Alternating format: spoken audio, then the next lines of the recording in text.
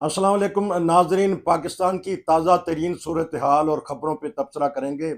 इरफान खान साहब हैं मेरे साथ। अभी जो ख़बरें चल रही हैं वो हैं जो साबका वज़ीर आज़म इमरान खान और जो साबका वज़ीर ख़ारजा हैं महमूद कुरैशी, उनके ऊपर फ़र्द जुर्म आयद कर दी गई है साइफ़र केस के ऊपर।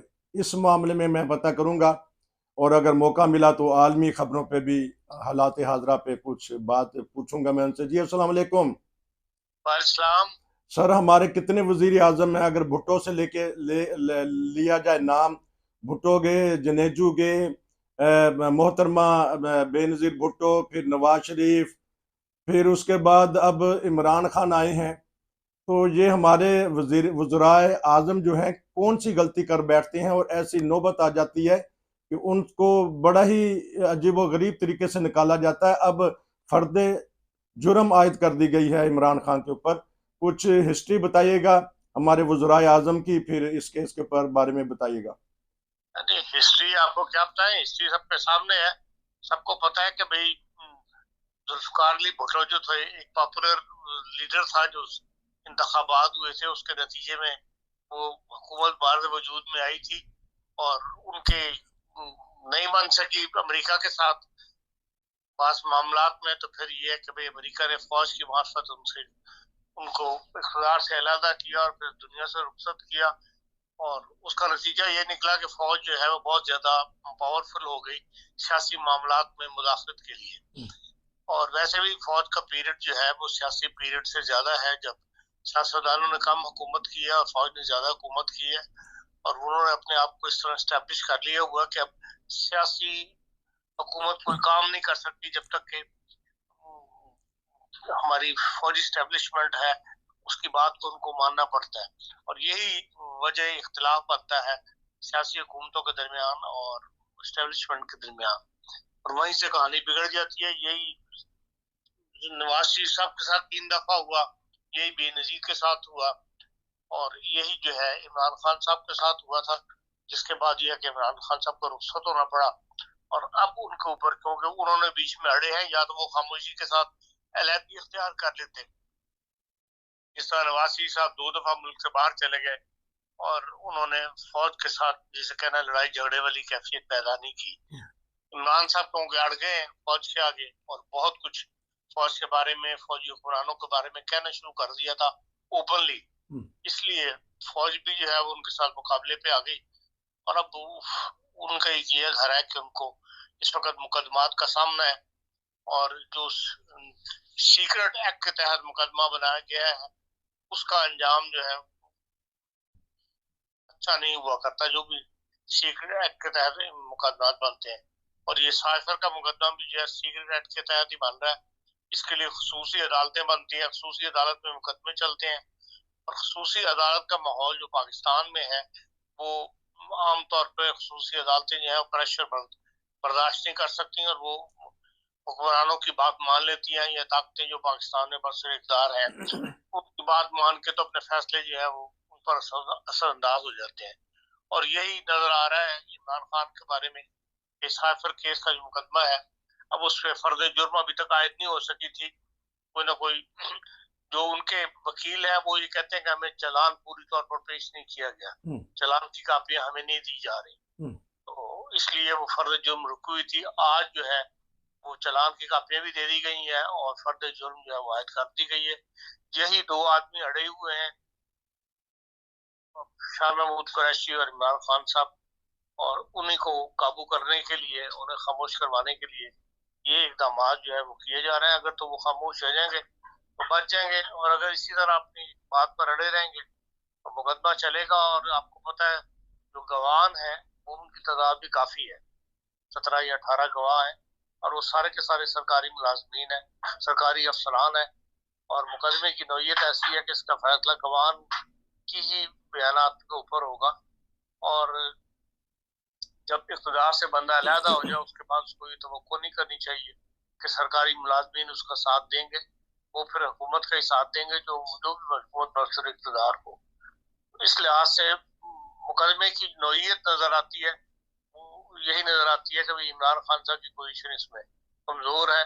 और मुमकिन है कि उन्हें सजा हो जाए और वो सियासत से भी इसी बहाने बाहर हो जाए। जी। क्योंकि उनकी उम्र भी एक तकाजा ऐसा है, कितनी देर वो जद्दोजहद करेंगे, तो उनके ते अपने उनको साथ छोड़ते जा रहे हैं। आजम खान जो उनके प्रिंसिपल सेक्रेटरी थे, जिस तरह आपने कहा, गवाहान ने तो भुट्टो को भी फांसी पर चढ़ा दिया था।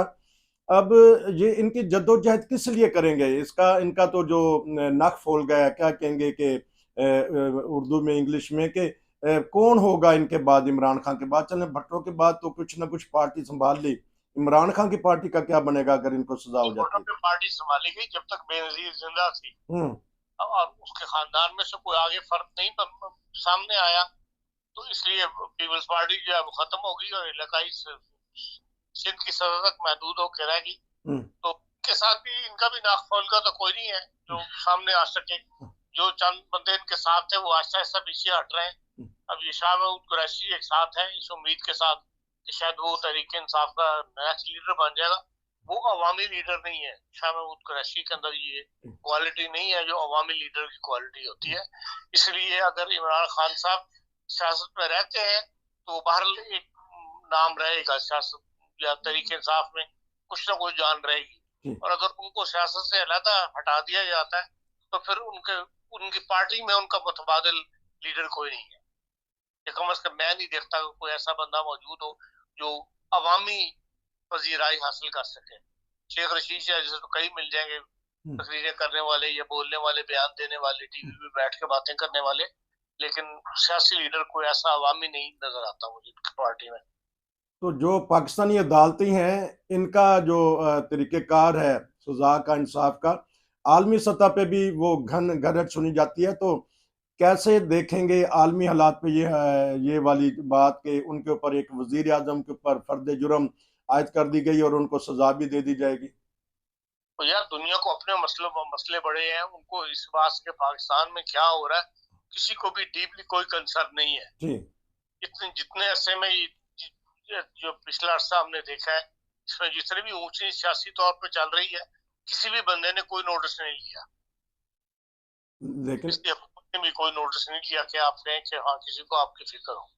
इस वक्त दुनिया का रुझान बिल्कुल और तरफ है, और जिसके अंदर इंडिया की पोजीशन बहुत ज्यादा बेहतर है पाकिस्तान की निस्बत, और लोग उसी तरफ देख रहे हैं। पाकिस्तान के हालात, सियासी हालात की तरफ किसी की ऐसी तवज्जो नहीं है।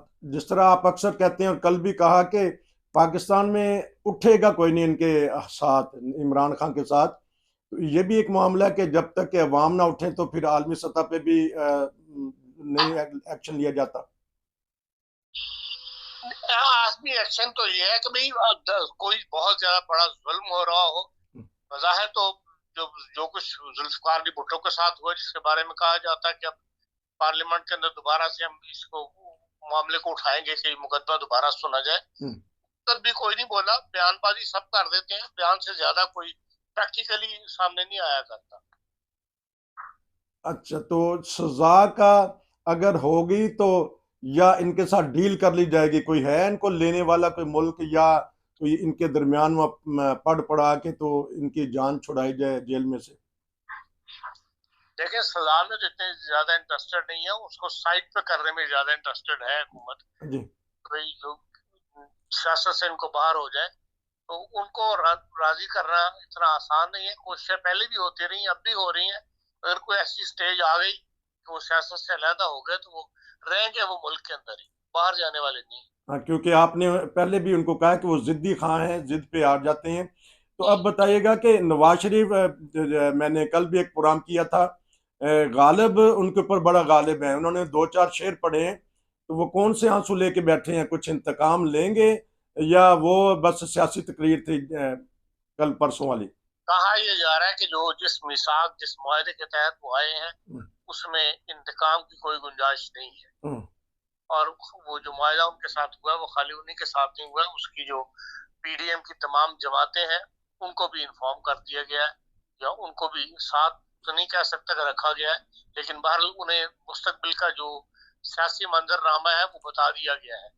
और इंतकाम की कार्रवाई का उसमें कोई गुंजाइश नहीं, क्योंकि अगर इंतकाम की कार्रवाई लेंगे तो फिर इदारों के दरमियान अगर झगड़े शुरू हो गए तो फिर पाकिस्तान को वही जो कहानी पहले चल रही है वही नुकसान सामने आएंगे।